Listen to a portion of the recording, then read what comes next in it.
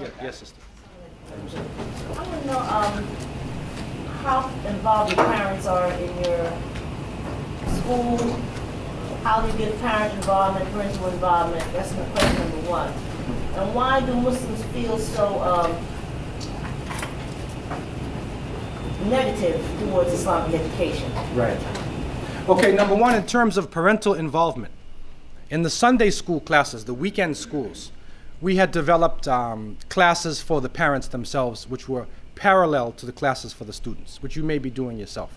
And so there was sisters classes, there was brothers classes. We even had some which were a joint class for adults. And it was a subject that they could relate to. So that while the children were being educated, the parents are also being educated. Because the problem is, if the children start learning things and the parents don't learn, it develops a problem. Because when they go home, they see the opposite.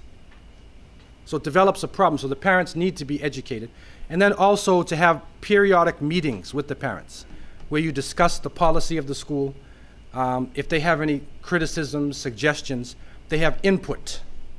They have direct input into what goes on in the school. Periodic meetings that they would know. They receive a communique and they know that at this time of year there would be the parent-teachers meeting. In the bigger schools that we have there, they even form a parent-teachers association. So this would be the Muslim parents of the children in the big schools. So this is like a full-time school. So they would have a parents group that works along with the administration, not against the administration.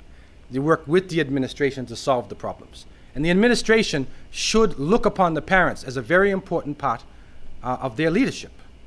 They should realize that, because these are the parents of the children. And that's very important. In terms of the negativity with Islamic education, as I said at the beginning of the talk, in the Muslim world, people are coming out of the colonial period. And during that period, Islamic education was looked upon as inferior education. Even though people are religious, they were religious, but still they looked upon deep Islamic education as not relevant to technology and the changes in society. And in some ways it wasn't relevant, because it didn't deal with the science. It went away from science. Till some scholars even said that the earth is flat, up until the 80s. Big scholars. They said the earth is flat. They said nobody went out in space. They're liars. They're kadhab. Okay? So when people who were involved in technology heard that, they say these people are ignorant.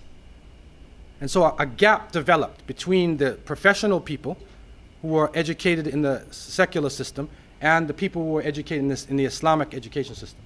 So that developed. Now that gap is closing and people are coming together. But it will take some time, because there's a lot of misunderstanding, and also there needs to be the type of wisdom in leadership that can deal with both worlds. It can deal with both worlds. But it's coming together, but it will take some time. Okay, also people from America who are accepting Islam, did not have the benefit of knowing how deep Islamic education really is. Because many of the early movements for Islam in North America were founded by people, and I'm not blaming them, they did their best, but they invented the religion. They invented the religion. So they even sometimes claim prophethood.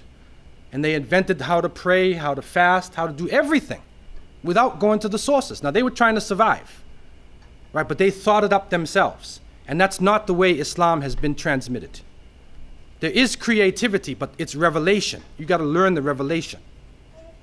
Okay, and that was lost. That people in America didn't have that understanding of how important the revelation is. Now it's here. Now it's widespread now. And so people are now realizing the importance of learning classical Arabic and going to the revelation.